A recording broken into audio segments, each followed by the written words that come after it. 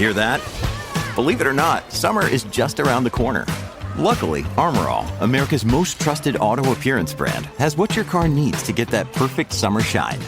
Plus, now through May 31st, we'll give you $5 for every $20 you spend on Armor All products. That means car wash pods, protectant, tire shine, you name it. Find out how to get your $5 rebate at armorall.com. Armor All, less work, more clean. Terms apply. Hey everybody, welcome to the Singletracks podcast. My name is Jeff, and today Matt and I are going to be talking about mountain bikes that are going wireless. So no, we're not talking about e-bikes. We're talking about other stuff on mountain bikes that's going electronic. You may remember we did a podcast about electronics a while ago where we talked about all kinds of stuff like GPS and bike lights and things like that. But today we're going to focus on some news, particularly around electronic drivetrains and dropper posts, and really talk about like how all these systems might potentially integrate with each other and some of the pros and cons of doing that. So let's dive right in. So the big announcement was the SRAM AXS system, which basically adds batteries and wireless controllers to the drivetrain and also to their dropper posts. And we're going to begin with the drivetrain. So Matt, can you tell us a little bit about like what an electronic wireless drivetrain is? Like, what does it actually do? Yeah, it's kind of a big old wonder piece of technology now. So, I mean, everything that the drivetrain needs to function is still there, essentially, just minus the cables. So you've got your derailleur, chain ring, shifter. All the SRAM's now calling it a controller rather than a shifter. So now you can, I guess, think about having a remote controller on your handlebar instead of a shifter, or you can just keep calling it a shifter. But essentially it just takes away all the shifting cables for an instantaneous response from actual input to shift. Yeah, and again, it's not an electric mountain bike in any way. I mean, I guess it is doing some mechanical work for you. Like you don't have to use your thumb muscles as much anymore. But yeah, that's a good way to put it. So SRAM came out with this AXS system. This is actually not the first wireless drivetrain system for mountain bikes. Shimano came out with their Di2 system a few years ago. And both of these technologies really started on the road. I mean, SRAM had their ETAP system for a while, and Shimano also had their system. I believe it was called Di2 for road bikes. Yeah. So yeah, that was the big news. So we'll talk specifics about AXS since that's kind of the fresh one that's in everybody's mind right now. What are the advantages of going with a wireless drivetrain system? Well, you take away any sort of lag that kind of happens as far as like, you know, a traditional shifter. You're going to press a button. That's like or not a button, but the trigger, and that's a lever. So it's going to take a lever force to actuate the cable to actually trigger the derailleur to shift. Whereas like the new system, it's like Bluetooth signals. It's completely electronic. So you hit a button and it shifts instantly, just like you would press call for a phone call or something like that. Yeah, that's interesting too. And one of the things that SRAM made mention of in their release is their app. So they have like an app, which I think kind of confuses things for people a little bit because you don't actually need the app to shift, right? Like you're not pulling out your smartphone and being like, shift up, shift down. Right. Yeah, that would be a nightmare. Yeah. And so what you're actually doing though with the app, as I understand it, is you can configure your drivetrain, you can set it up, and that configuration, basically you can custom configure how the shifter or the controller works. So you can set the button to do different things, I guess. Like you could set one button to be the up and the other one to be the down. With the controllers, you can also set them up different ways so they're like more like a trigger shifter, like a traditional shifter, or like a grip shift with the new AXS one. So you can like use kind of your thumb or like the inside of your hand to shift as well. But yeah, the app is only for setup. You don't need it for actually like shifting your bike, which is good. Yeah, I guess just a way to set up and maybe customize it rather than being dependent on it to work all the time. Yeah, one of the other things that this promises is easy installation. And I'm definitely a big fan of that, like not having to set cable tensions and make a lot of adjustments that way. Basically, you bolt it on, and I think there are a few adjustments, like you adjust a couple of bolts on it, but then the app and everything just kind of like, I think it just configures itself, right? Is that your understanding? As far as I know, yeah, I mean, I think you might have to cycle through it. There are still like limited gestures on the derailleur and everything just to make sure that everything's in line. But yeah, certainly a lot easier to set up than cables, which I think is really cool. And especially for racers who might be swapping parts a lot at the pits and need something. I think mechanics would probably dig the time expedition of it. Yeah, definitely. Yeah, one of the things that SRAM mentioned in their launch is that the derailleur is like more durable, or it's able to like recover from getting banged around like on the mountain bike trails. So like if something crashes into the derailleur, it basically like resets itself and gets back into position pretty easily. Yeah, there's like a little electronic clutch now that and it may still have some spring mechanisms in there, but yeah, if it gets pounded in, then it's going to remember exactly where it left off and sort of push back out to the same spot. Yeah, I think we'll still need derailleur hangers, and we'll still be dealing with like bent parts and stuff like that, but hopefully maybe a little bit less if the thing actually does what it's supposed to do. Yeah. So another thing that hasn't gotten a lot of mention is the weight difference, and it's from what I can tell, the new XX1, which is the highest level AXS derailleur, weighs about 5 grams less than the XX1 mechanical derailleur. So essentially they're the same weight, and that's with the battery and everything. I don't know if that accounts for the shift cables, because obviously that's some weight that you're getting rid of when you go to this system. Yeah, I think it actually, like as a group said, it does save a little bit of weight from not having the cables and housing and all that. I think it is a little bit lighter even with the batteries. Yeah, so let's talk about the battery. So some of the disadvantages of a system like this, obviously it depends on a battery, right? Yeah. Now you have to take out your derailleur and likewise your dropper post battery to charge them. I think the battery life is like 25 or 30 hours, something like that. So you do get pretty good time out of one charge. Yeah, that seems decent, but then again, it is something else that you have to worry about and try to remember. I can't even remember to charge my bike lights before a night ride, so I could see that being kind of annoying, but maybe, I don't know, maybe what you do is you just buy extra batteries and like always have one charged and in your pack or something. I don't know. I'm sure there's a way around it. Yeah, another thing to charge, I mean, on top of your phone, your headphones and laptop and everything else that we have now. Yeah. I mean, it seems like, with all this stuff, it seems like maybe we'll start to see the Dynamo Hub coming back and making a little bit of power to keep all your stuff charged, your smartphone and all your drivetrain stuff and everything. That could be kind of cool. Oh, interesting. So serviceability too. It seems like if something goes wrong with your mechanical derailleur, most of the time you can figure it out, rig something up. Most of us have learned some tips and tricks along the way. All of YouTube. Yeah. But with the electronic, it feels to me like it's a bit of a black box, but maybe that's not a concern. Yeah, I don't know. And it's like, I guess kind of in line with a lot of people's concerns over something like a live valve also is they don't really know, like the longevity of this type of equipment isn't really out there yet, at least information on it. And so, yeah, when something pops up, like, of course you can go to the bike shop, but are you going to be out a drivetrain for a month, 2 months? Right. I guess it's one of those things like people sort of knocking other people for buying a Mercedes. Well, now you're going to pay $300 for an oil change. And I guess if you have the money for a Mercedes or you have the money for SRAM access, like money is probably not, money for maintenance is probably not your first concern. Yeah.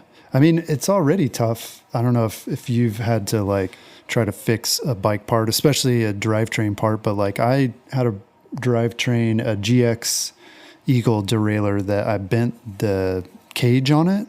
And you would think that's just like it's just like a piece of metal that you could order like parts for the derailleur, but it's not that easy. I mean, maybe there's places that do it, but I looked online and nobody sells like just the cage.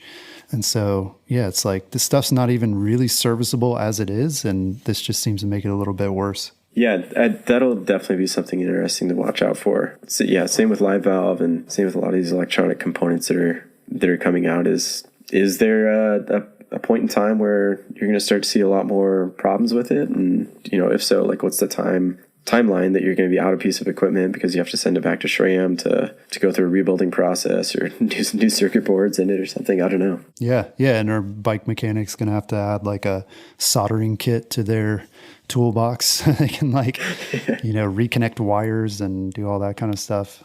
Who knows? Yeah. So another disadvantage, at least for now, is that this whole system is definitely more expensive. Not just the SRAM AXS, but also the Shimano Di2 system. For AXS, we're talking $2,000 for the group. And there's not much of a discount for the lower level group. It's $1,900. So you save $100 if you get the slightly less expensive version. That's how they get you. Yeah. And I don't know, have you compared that to Di2? I feel like it's about the same price as that system. Maybe a little bit less than Di2 was when it came out. From what I heard, it's actually quite a bit cheaper than Di2. Several $100s. Well, and compared to a mechanical XX1 drivetrain too, I don't think it's that far off. I mean, that's always been super expensive, and most people didn't go with the XX1. I mean, most of us are running a much lower level group than that anyway. Right. So for those who are like interested in XX1, I think this probably is pretty attractive. It's not that much more expensive, I guess is what I'm saying, than those highest end drivetrains. Yeah, and the SRAM system seems way more advanced also than the Shimano Di2. So the Shimano Di2, you're actually running wires rather than cables. So all the wires that you have to set up for shifter derailleur to actually work, to where the SRAM access is all Bluetooth and magic signals and stuff like that. Yeah, that's a really good point to make, really good distinction. And Di2 also, there's the option for a front derailleur, which AXS doesn't seem to be supporting, especially with this launch. But then, if you're cutting out the wires, again, I've had so much trouble pairing like Bluetooth stuff with my phone. So I imagine that there's like those frustrations too, where you're like, dang it, why can't I find my derailleur? Right. So you mentioned Fox Live Valve, and so that's an electronic suspension system. So let's talk about some of those products that are on the market. So Live Valve, it's not necessarily like the new SRAM drivetrain or dropper post in that it's completely automatic, right? Right.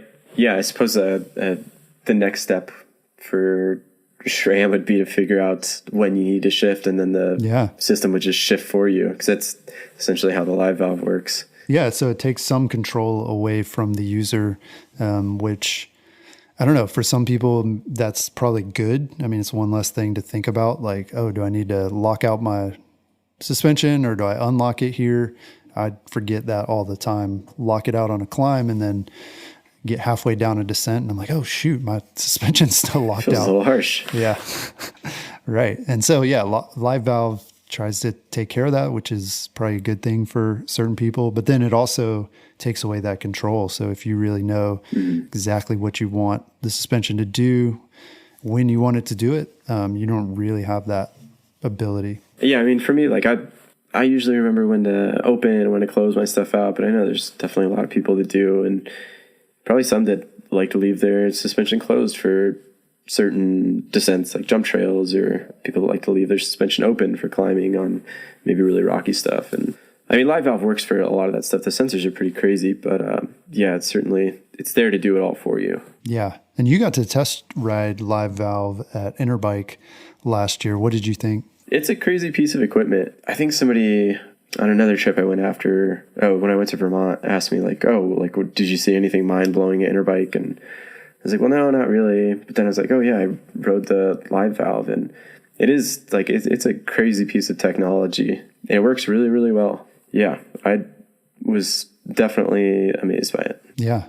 That's interesting too, though, that they jumped right from, there's mechanical lockout systems and levers that people use on their bikes, but they jumped right from like, let's just make that wireless to let's not even have a controller, which I think is interesting. Yeah. Because we saw Cannondale like in 2009, they had a prototype system they called Simon that was essentially it was like an electronic controller for your suspension, but you still had like a little joystick where you would set. Oh, really? Yeah, you would set the thing to do what you want. I think it even had like a computer thing too, where you could like, it was like a bike computer because smartphones weren't super big at that time. And then Magura as well, they have their elect system, but I believe that same thing, I think it was more just a wireless control of your lockout settings, not like a intelligent system like Live Valve. So you didn't have to say like, Simon says, add more compression damping, or it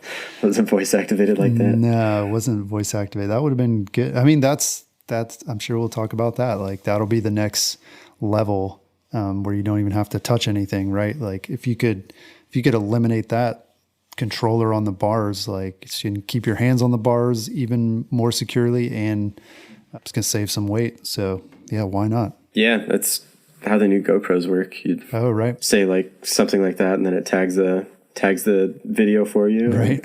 Now you have voice input for suspension and drivetrains soon. Who knows? Yeah. Interesting. Well, so the other thing in suspension that's kind of related and interesting to talk about, I think, is the cork sensor, suspension sensor that you can put on. And that's made by, well, SRAM owns the company now, so I think they're sort of folding it into their RockShox division. And in this AXS announcement, they mentioned that Quark is going to be part of the new app that you use to set up your drivetrain and your wireless dropper post. Oh, interesting. So they're folding it all in, but again, it's not a controller for your suspension at all. It's basically a thing that you like attach to your suspension, and it monitors it and gives you recommendations for tuning or improving the suspension. But it seems like there's more. There could be more to it. There could be something more that they could do with that. Yeah, because that's Quark is like the Shock Whiz, right? Yeah. Yeah, I didn't know they were incorporating that into SRAM Axis. Yeah, and again, it's like it's not.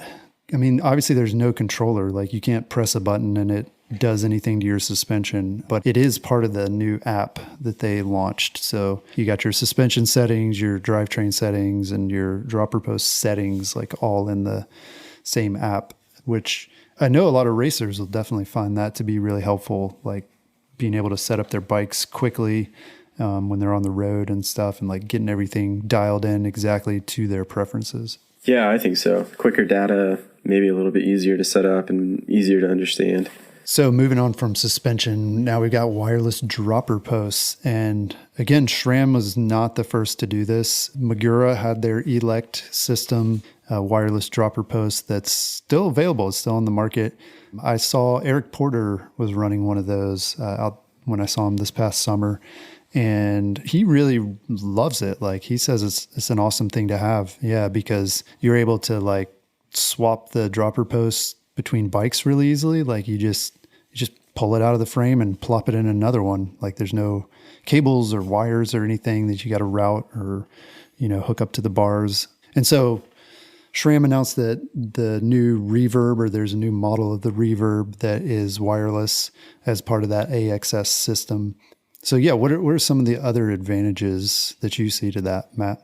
Again, you get like instantaneous input and response from the dropper post. And I guess another cool thing that we didn't touch on yet was the battery for the dropper post and the derailleur is the same. So, I mean, they're kind of saying in their marketing that like, if you run out of battery in your derailleur, you can swap with your seat post. But then I guess you kind of have to choose like, do I want to shift or do I want to fall down going down something steep? But yeah, so they're swappable. Standardized batteries, sort of like AA's, huh? Right. Innovation. Yeah. Of course not with Shimano Di2 though. Right. Or your light. I mean, yeah, maybe one day like SRAM will come out with a bike light or a GoPro camera that uses that battery or something. Yeah. They redesigned some of the internals on the Reverb too, which I think will make a lot of people happy because the first generation Reverbs were notorious for getting air like above the floating piston and getting all squishy, and then you got to pay over $100 to get it fixed. And it's like, well, at that point, might as well just buy a new dependable dropper. And so with the redesign, I guess there's a bleed port on near the top of the post too. So you can like take off the saddle, access the bleed port. And if air does get up there, you can actually like just bleed the air yourself, and it's not gonna be saggy anymore. Yeah, I know that's welcome news to a lot of people who are fans of the overall system, but had reliability problems. And speaking of that too, I mean, one of the things that I never liked about the Reverb was just the lever control. You know, it was a hydraulic cable system, and man, that's annoying if you're installing it, like having to bleed the cable for that. And I don't know that it ever added any real advantage there. They were really the only ones to do that. Everybody else just uses a regular like shifter cable to actuate their dropper posts. Yeah, which you could still modulate. Yeah. And so that should be welcome news, because the new one will do away with the cabling entirely, or the hose entirely. Yeah, I think it sounds cool. Not everybody's like us that has to constantly swap parts and swap bikes and stuff like that, but it would definitely make it convenient for anybody who does, or anybody that has more than one bike, which, you know, there's a lot of people that do. So you can throw it on your gravel bike or whatever, or any other bike. Yeah, you can swap it really easy rather than, I mean, cables for seat posts are such a hassle sometimes. Yeah. A lot of us, even if we can't yet afford it, we like to aspire to having like a whole quiver full of bikes. And by, I don't know, being able to swap the same dropper post between all the bikes, that makes it slightly more affordable, I guess. Slightly more approachable. Maybe you could do it. Right. Save a little bit of cash. And then the other thing that's interesting is that this will work with any bike frame. So, I mean, I guess by now most bike frames do have internal cable routing, but if you've got an older bike and you've been like sitting on the sidelines about getting a dropper post, you can get one of these now. You can just throw it in your bike, your old bike, and it's going to work without having to drill holes or, you know, look around for an externally routed dropper post. Yeah. And it, like the system though, it does look a lot cleaner without cables. Like it looks better without a bunch of cables running through and around everything. And right. Yeah, especially because I'm not like a huge fan of internal routing, but it's definitely something I'd want on a seat post. Like I could really care less about having it for drivetrain and brakes and all that, but like on a seat post, I don't know. There's just something about having external routing on your seat post that I'm not a fan of. Yeah, it causes a lot of problems. Yeah, because a lot of them, you know, where they have to connect, you know, up toward the top of the frame, that tends to get in the way of stuff. It gets snagged on things. Mm-hmm. And then, like you're saying, I mean, even the internal routing, most of them, it's kind of weird looking, right? Like the cable pokes out for just a second and then it like jumps back into the other tube. So yeah. And I've always said that the biggest problem with dropper posts seems to be with the levers and with the actuator. Like if that cable comes loose anywhere or for whatever reason, like has a problem, it's usually in the cable or at the lever. Yeah. And so if you eliminate that part of the system, the whole thing should get much more reliable. Yeah, totally. Yeah. I mean, my girlfriend and I will kind of, when we have test bikes and stuff, she'll use my bike and then I always got to fiddle with the seat post to like drop it and then it doesn't work and you got to yank the cable out and try and find like the right lever actuation. Yeah. It ends up being a complete pain just to make it rideable for somebody else. Yeah. So, I mean, it may sound like we're real big fans of this, but neither of us have wireless dropper posts yet, believe it or not. So why not? What are the disadvantages of this kind of system? I don't know. Culturally, I guess maybe it's like off the deep end or whatever, but it seems like people are they're getting a little bit overwhelmed by the amount of like technology that's out there these days. And now you're kind of adding this into your escape from reality and maybe complicating your mountain bike more than you really need to. Mm-hmm. I feel like it's a big concern for a lot of people. Yeah. And again, you know, it depends on the battery. So if your battery runs out, like your dropper post is not going to work anymore. I wonder what the fail safe is on it. If it like, when it's dead, does it return to up or does it stay down if it's down? Yeah, that's a good question. Because that could be a problem. But then again, I mean, if you've got enough room in your seat tube, you could just manually like undo it, right? Like raise it up or lower it down and finish out the ride, I guess, because at least there's no cables that are getting yanked or pulled out of the way. But then it's also expensive, right? The new Reverb AXS is $800. Yeah. That's got to be the most expensive dropper post I've ever heard of. Yeah, absolutely. Right. I don't think there is another one that's more expensive than that. Yeah. And the original reverb, the mechanical reverb, is $500, which was already like at the high end of dropper posts. These days you can get a decent one for $300. So this is it's almost 3 times as much as like a pretty good dropper post. And for that money, you could throw a couple of them away and keep like getting brand new ones every year for what it costs you to get a Reverb AXS. Yeah. Or you can get the fancy Fox transfer with Kashima for minimal stiction in your dropper post or whatever. And that's still a few $100 cheaper than the Axis. Yeah, that's crazy. Well, there are obviously a few more systems on the bike that haven't really been electrified yet. So brakes come to mind. Same thing, right? You've got levers at the bars that need to have cables that somehow, or hoses that tie back to the calipers. So what's going on with wireless brakes? Do you think this is something that could be a possibility in the future? I don't know. I was wondering about that. And it made me think, like, are there any wireless brake systems on cars? Because there's definitely like electronic transmissions and paddle shifters and button shifters on steering wheels and stuff like that. But I think where brakes would have a tough time is that since they're hydraulic, like and mountain bikers get real picky about this, but they want that modulation. And that's kind of the benefit of using a hydraulic brake system. Right. Although I guess you could still, it would be just a smaller hydraulic system, right? Like you just cap the hose right at the caliper and have some kind of thing that's pressing it for you right there. It could still be hydraulic. Right. But yeah, you bring up an interesting point that, I mean, it could be for like reliability reasons, especially like if you think about a car, yeah, you don't want to have any possibility that system is going to fail. And so perhaps, they've looked at making that electronic and there's too many unknowns or too many things that could go wrong with that. And you want like a continuous system from like your foot or your hand, whatever the case may be, to the brake itself. Yeah. Yeah. And even with air in the system, most time you're going to be able to get the brake to work a little bit. Right.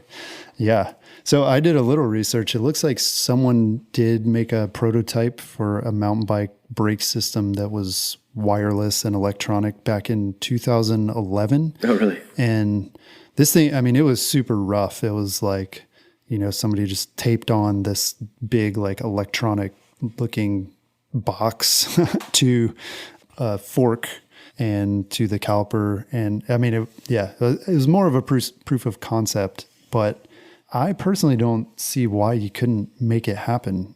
But yeah, whether or not people will believe in it and will like trust it enough, that's the question, I guess. Yeah. Yeah. I'd be really, really interested to see how the system would work and how electronics would cooperate with the hydraulic system, or even if there's what the prototypes look like, or I guess it'd be a good research point to look for in automobiles and see how, I mean, even like Teslas and Priuses are still using hydraulic brake systems as far as I know. Right. But then again, you have like anti-lock braking, which introduces some electronic element to the braking. So it's true. So once you go wireless or electronic, seems like there's a potential to improve the system, add in these other features that you couldn't do with a purely mechanical system.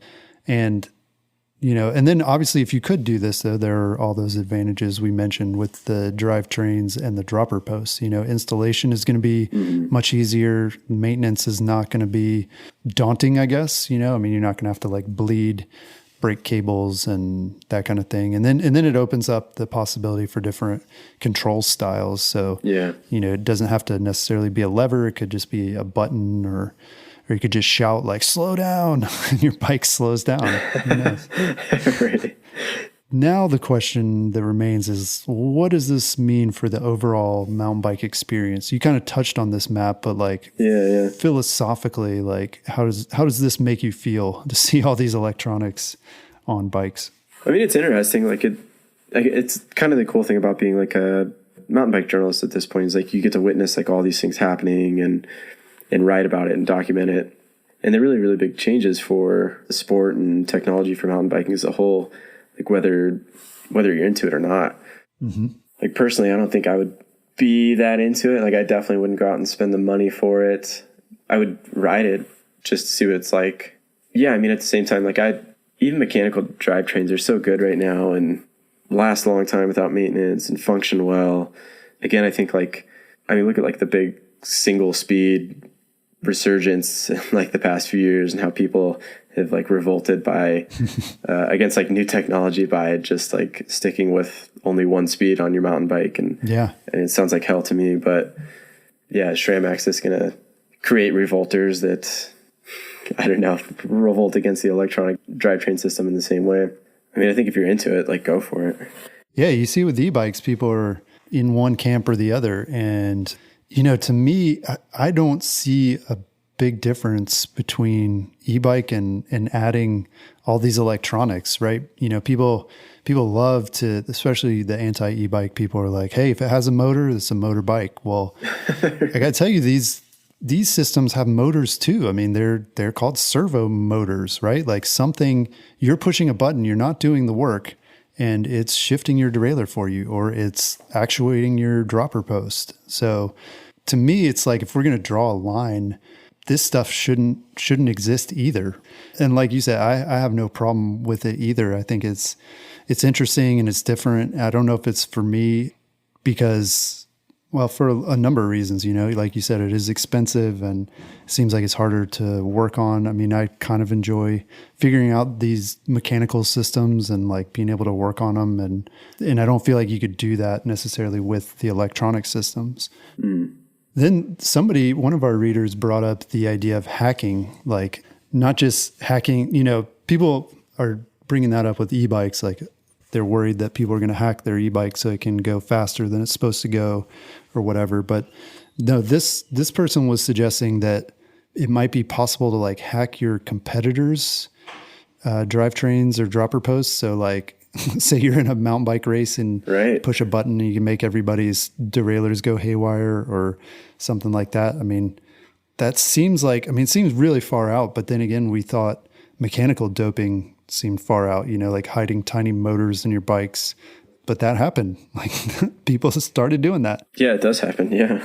So yeah, I mean, hopefully SRAM and Shimano and all these companies have good like security people on their teams, because this is the whole like Internet of Things too that we're hearing about, and how a lot of these new products, you know, security is like an afterthought, and people are now finding out like some dude across the country can look in on your baby monitor or whatever it is, you know?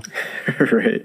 Yeah. So yeah, seems like there could be some unintended consequences for that. But overall, yeah, it's definitely an interesting direction and shows that the mountain bike industry continues to innovate and move toward, you know, this whole like digital age it's not leaving mountain biking behind by any means, you know, it's creeping in, whether you think that's a good thing or a bad thing. I think electronics are going to grow. I think that'll maybe even be like the next big thing with frames and geometry and all that getting to such a good point right now and kind of reaching that point of diminishing returns.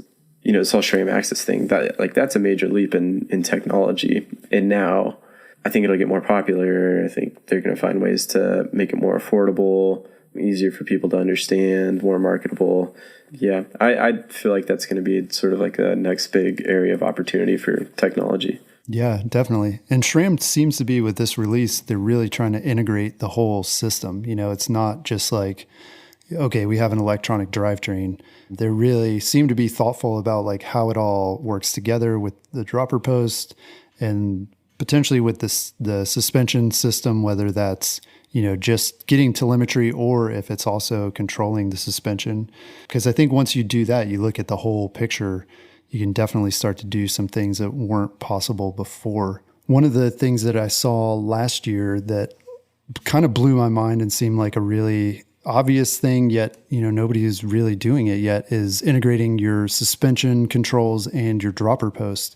And this was BMC with their SpeedFox does this, where basically it's a fully mechanical system, but you know, you press one lever and it's going to drop your post and also open up your suspension, and then vice versa. You flip it again, it raises your post up and locks out your suspension. So obviously, you know, when you're going downhill, you want the the suspension open and you want the post down, and then vice versa for when you're climbing. And so it seems like those kinds of systems, and people will argue like, oh, well, there's some times when I'm climbing, but I want my suspension open. Yeah. And that's totally fine. This mechanical system can't address that. But if you had an electronic system where everything is like talking to everything else, it seems like that could be possible.